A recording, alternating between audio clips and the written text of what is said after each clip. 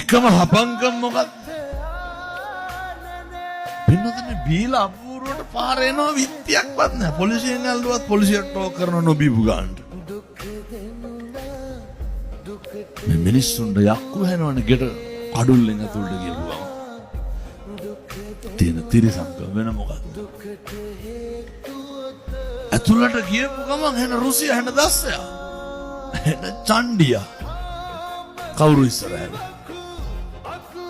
බිරිඳයි දරුවෝ ඉස්සරහ. ඒවා හරි බාල වැඩ. කසාද බිරිඳට තඩි ගහන්න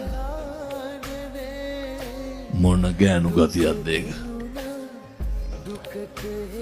සමහර තාත්තලා ඉන්නවා මේ එහෙම නැතුවද මං කියන්නේ අර බොහෝ පැතිවල වෙන විදිය මොන පැතිවල ආපුහා පින්නතුනි දරුවන්ට කැත විදියට බයිනෝ. කොහොමද බයි? සමහර කොල්ලෝ කියන හාමුදුරුවනේ අරක මරන්න හිතිලලු තියෙන්නේ. කවුද අරක කියන්නේ? තාත්තා. හේතුව දන්න කාලේ ඉඳන් හාමුදුරුවනේ තාත්තා අම්මට තඩි ගහනවලු. දන්න කාලේ ඉඳන් කුණුහරුප කියනවා. අද ඉඳන්වත් පුරුදු වෙන්න. මං කියන්නේ මේ පැත්තවල එහෙම අඩු වෙයි. ඔය ගෙවල් වල කුණුහරුප කියන්න එපා. ගෙවල් වල කිසි කෙනෙකුට තාතෝ කියලාවත් කතා කරන්න එපා. ගෙදර ඉන්නේ අම්මයි තාත්තයි දරුවෝයි විතරයි. ඔය 4-5 දෙනාට ඉස්සනසීමෙන් ඉන්න බෑ. ඒ 4-5 දෙනාගේ මොකවත් බෙදා ගන්න ඔට්ටු වෙනවද? නෑ. අනේකට ගරු කරන්න පුරුද්දක් නැතිව. තව පොඩි ප්‍රශ්නයක් තියෙනවා. එකට එක කියන එක නවත්තන්න. ගෙවල් වල හරියට එකට එක කියනවා. මම මේ පණිවිඩය දෙනවා කසාද බඳින්න ඉන්න තරුණ තරුණියන්ට. මං කොල්ලොන්ටත් කියනවා ඔය මම මේ කියන ටික කරන්න බැයි නම් බඳින්න එපා. මං තරුණියන්ටත් කියනවා මම මේ කියන ටික කරන්න බැයි නම් බඳින්න එපා. ඔය යරමකන්තර යාළු වෙලා ඉන්න කාලේ පුරුදු වෙන්න අනෙකට ගරු කරන්න.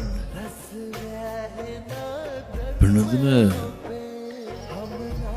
විශ්වවිද්‍යාලයට යන උසස් පෙළ විශ්වවිද්‍යාලෙත්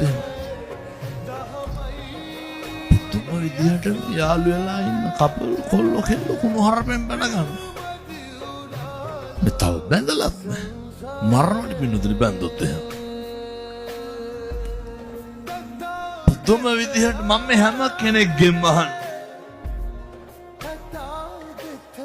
ඔය ජීවිතේ වැඩිපුරම සැක කරේ අපිවද අනුන්වද? කවද්ද කියන්න බාන්න.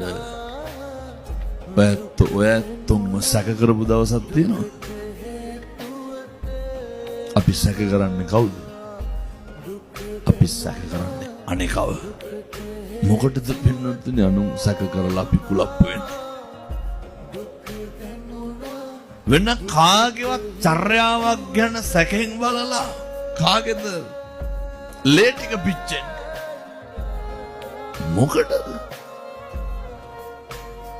ඒ නිසා ජීවිතේ අනේකට ගරු කරන්න බැරි නම් කසාද බඳින්න එපා.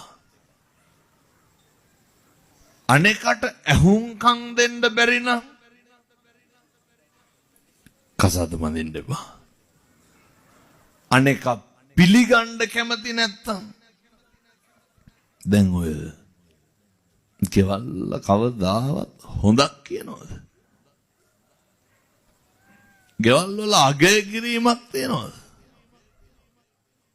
ගෙවල් වල ඇගීමක් තියෙනවද? කිසි දෙයක් නැහැ. මම බොහොම කරුණාවෙන් දේශනා කරන්නේ මේ පින්නතුන්ට.